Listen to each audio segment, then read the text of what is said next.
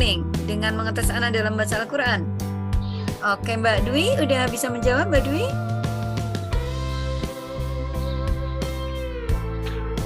Mbak Dwi, Mbak Aulia belum ya? Ya, oke Mbak Dwi dan Mbak Maila. Ini namanya saya ini sedang mengajar dengan menggunakan strategi berbasis masalah ini, Mbak Maila. Ya, berbasis masalah ya. Jadi saya tuh kenapa strategi berbasis masalah ini ada hambatan. Nah, salah satunya itu ternyata setelah diangkat masalahnya sebagai pendekat saja ya. Akan jawab lagi nih misalnya yang kedua misalnya tidak bisa mengungkapkan dengan kata-kata. Wah, romantis sekali ya, dengan kata-kata. Nah, ada yang orang kalau ditanya itu tidak bisa menjawab karena tidak bisa mengungkapkan dengan kata-kata. Nah, kalau sudah tahu jawabannya begini, saya harusnya nih, saya sebagai dosen atau nanti mahasiswa sebagai guru kan harus punya cara lain, ya enggak? Cara lain gimana caranya agar tetap bisa menjawab? Nah, ini saya contohnya dengan cara menulis. Ini mahasiswa disuruh nulis ternyata bisa menjawab juga ini, ya. Jadi strategi guru itu harus bermacam-macam agar siswa bisa mengatasi masalah yang sedang dihadapi. Contohnya sekarang ini nih, kan tadi ada yang nggak bisa menjawab, tapi ternyata setelah disuruh nulis bisa juga menjawab, ya. Itu salah satu. Nah, sekarang saya akan sampaikan lagi ini. Nah, ini adalah strategi nih. Mbak Aulia, Mbak Maila, Mbak Dwi, Mbak Aulia sedang terpental nih. Salah satu trik, cara, strategi, atau kalau sekarang bisa dikatakan paradigma juga ini, agar seseorang itu sukses, itu dengan menggunakan yang namanya itu design thinking, ya. Jadi design thinking ini adalah sebuah, bisa dikatakan paradigma, bisa dikatakan strategi, tapi saya di sini akan menyampaikan paradigma saja sebagai paradigma ya, dalam konteks paradigma. Yang pertama ini people centered. Jadi orientasinya itu adalah orang. Caranya gimana? Ya dengan membangun empati dulu. Gimana sih caranya ya agar mahasiswa itu bisa menjawab ya? Duh, saya kok harus tahu nih. Kalau saya nggak menggunakan people centered, mungkin lah jangan males temen ya. Mahasiswa ditanya susah-susah banget nggak mau jawab, lah sudahlah, saya mau lanjut aja, mungkin begitu. Tapi karena saya menggunakan paradigma people centered, yaitu menggunakan empati, kenapa ya mahasiswa ya kok tidak mau menjawab ya? Saya telusuri terus sampai ketemu dengan berbagai macam cara, berbagai macam cara yang ditempuh oleh guru untuk menggali informasi tentang masalah yang dialami oleh siswa. Ini yang namanya sudah pada level highly kreatif ya. Highly kreatif ini adalah bagaimana guru tuh berpikir keras agar kreativitasnya itu muncul, agar bisa menggali informasi yang tadi dialami oleh siswa. Ini ya, jadi yang pertama tadi saya harus membangun empati dulu. Kenapa ya mahasiswa ya? Jangan-jangan ada masalah apa gitu ya, kok tidak mau menjawab. Ternyata tadi ketemu, Ibu sinyalnya agak susah, jadi kami menjawabnya susah. Nah, kalau yang di siswa contohnya, masalahnya ketemu, oh ternyata anak-anak itu karena nggak bisa, jadi akhirnya malas belajar. Karena materi yang diajarkan itu tidak dikuasai, jadi akhirnya malas belajar. Susah tapi berkepanjangan gitu. Nah, agar guru tahu bahwa permasalahan-permasalahan itu adalah muncul terjadi, itu ya harus menggunakan kreativitas yang tinggi, highly kreatif ya, dengan berbagai cara. Nah, setelah tahu, oh ternyata anak-anak itu malas belajarnya itu bukan karena dia malas, tapi karena tadi misalnya karena sulit pelajarannya, dia nggak bisa tapi terus-terusan gitu ya.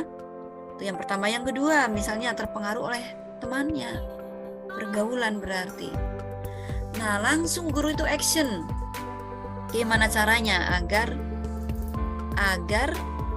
tadi masalah tadi itu segera bisa dituntaskan. Itu yang namanya hands on atau action ya, atau action. Halo Mbak Maila, mendengar ulasan saya? Ibu. Mbak Dwi mendengar ulasan saya? Mbak Aulia mendengar ulasan saya? Ini baru masuk lagi Bu, HP-nya tadi ngeblank. Iya, saya tadi udah mengira begitu. Kayaknya dipakai jembot terus ngeblank ya. Nah, makanya saya lagi cerita nih Mbak Aulia. Jadi kenapa saya jadi tahu kok mahasiswa ternyata tadi ditanya diam aja, ternyata yang pertama mungkin karena sinyal suara saya putus-putus tidak kedengaran. Yang kedua karena memang tidak support. Yang ketiga karena tidak bisa bicara, susah mau menyampaikan. Takut salah lah, malu lah, inilah itulah. Terus saya akhirnya menemukan cara, yaitu dengan cara silakan saya bagi kertas ya, saya tulis, yaitu tadi bagi kertas dengan Jamboard ya, dengan Jamboard. Tadi kan yang itu dengan Jamboard itu salah satu cara saya, gimana sih caranya biar mahasiswa itu mau menjawab. Nah tadi saya itu yang pertama itu mendekati mahasiswa, kenapa akhirnya ketemulah pokok masalahnya, akar masalahnya itu karena saya menggunakan pendekatan people centered Mbak Aulia, menggunakan empati. Kalau tidak empati, kalau tidak people centered, lah sudahlah terserah mau paham mau enggak, saya mau lanjut aja. Kesal saya ditanya diem aja, ditanya nggak ada yang mau menjawab, udahlah saya mau langsung aja lanjut. Nah itu kalau saya seperti itu namanya tidak menggunakan pendekatan atau paradigma people centered, atau tidak menggunakan paradigma empati atau strategi empati. Jadi yang nomor satu ini hubungannya dengan empati ya. Kalau orang tidak bisa membangun empati, ya pasti dia tidak akan bisa sukses, tidak akan bisa membangun design thinking.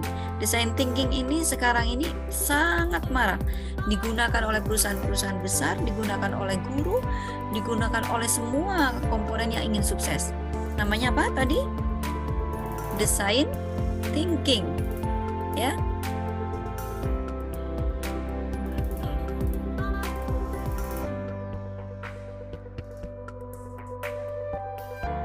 Nah, inilah paradigma yang sekarang banyak dipakai. Ini kelihatan nggak? Terlihat? Ini namanya Jamboard, papan jam namanya ya. Papan jam, sebetulnya bot itu kan papan ya. Ini pengganti papan tulis karena kita daring, jadi papan tulisnya di sini. Bisa membagikan kertas saya ini, bisa membagikan segala macam di sini di papan ini namanya Jamboard ya. Nah, ini tadi kita bicara lagi kembali ke tema design thinking ya. Jadi orang-orang yang ingin sukses, orang-orang yang sukses sekarang ini itu menggunakan paradigma ini, Mbak-mbak semuanya, design thinking ya. Nah, design thinking itu ada elemen-elemennya atau ada tahapan-tahapannya. Tadi salah satunya sudah saya sampaikan, hal ya. 4 hal alur dalam design thinking. Nah, ini mahasiswa itu ngajar itu harus pakai ini. Yang pertama tadi itu people centered, pendekatan orang, orientasinya ke orang. Orientasinya ke orang dengan cara empati, membangun empati. Kalau ada anak-anak yang kok seperti nggak respect gitu ya, nggak tertarik dengan pembelajaran kita jangan marah, tapi kita dekati.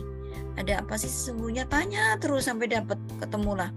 Ibu sih ngajarnya sih sepertinya nggak memperhatikan saya misalnya ya. Anak-anak kan kadang-kadang anak MI itu lugu-lugu gitu ya. Atau ada yang menjawab, ibu saya nggak bisa fokus, kenapa? Tidak punya sarapan di rumah, jadi saya harus makannya siang saja nanti. Nah kok ada yang kayak gitu ya? Ada saja. Ini namanya kita mendekati siswa dengan empati atau dengan people center, berbasis atau berorientasi pada atau berpusat pada manusia. Ya. Empati. Nah, termasuk saya tadi. Empati kepada mahasiswa, akhirnya ketemulah, oh ternyata setelah pakai tulisan baru bisa nulis ya. Oh ternyata karena memang tidak ada sinyal gitu ya. Nah yang kedua tadi itu saya itu melakukan sampai ke Jembo, sampai kemana, itu namanya highly kreatif. Jadi kita tuh harus kreatif tingkat tinggi. Kalau tidak kreatif tingkat tinggi, udah diam-diam saja. Ditanya nggak jawab ya udah diam. Lanjut saja lah, lanjut akhirnya nggak ada yang jawab, langsung lanjut. Padahal kalau kita mau kreatif, korek sampai ketemu. Kenapa sih mahasiswa ini nggak mau tanya? Kenapa nggak muncul pertanyaan? Ada apa? Gitu namanya kreatif tingkat tinggi, highly kreatif. Setelah ketemu permasalahannya, anak-anak kenapa begini begitu, karena berbasis masalah kan kita kan, baru kemudian hands on, action. Actionnya kalau saya tadi ini dengan cara Jamboard. Kalau misalnya di rumah, misalnya di sekolah, actionnya itu misalnya guru langsung membuat angket untuk orang tuanya agar membantu mengatasi masalah itu tadi. Ya, hands on namanya, action. Nah, setelah action, tanyakan lagi, diteliti lagi kira-kira hasilnya efektif enggak ya? Kalau hasilnya tidak efektif, terus diulang terus. Ulang lagi dengan cara tanya lagi, cara ini enggak paham ya? Cara ini enggak pas ya? Kemudian tanya lagi, kira-kira yang pas seperti apa? Tanyakan, kamu maunya gimana? Kamu maunya gimana anak-anak agar ibu bisa apa ya namanya ya, bisa memperoleh jawaban dari kamu. Ditanya, setelah itu murid menjawab. Pakai lagi, hands on lagi, praktekkan lagi. Nah, setelah begitu berulang-ulang sampai betul-betul sukses. Berulang-ulanglah, inilah yang namanya iterasi ya, iterasi itu diulang-ulang. Ini sangat cocok paradigma design thinking ini untuk suksesnya pembelajaran, untuk suksesnya guru menerapkan problem based learning, untuk suksesnya guru menerapkan apa yang lainnya, metode apa. Jadi menggunakan design thinking. Design thinking ini berarti paradigma, cara berpikir kita ketika kita ingin sukses, ya caranya seperti itu tadi, gitu ya. I've seen a lot of change, been through a lot of pain. Some things are not the same as they were a year ago, but all will be okay. I move on each and every day. The past is where it stays, way back a year ago. I've changed for the better this time. I thought I would never be fine.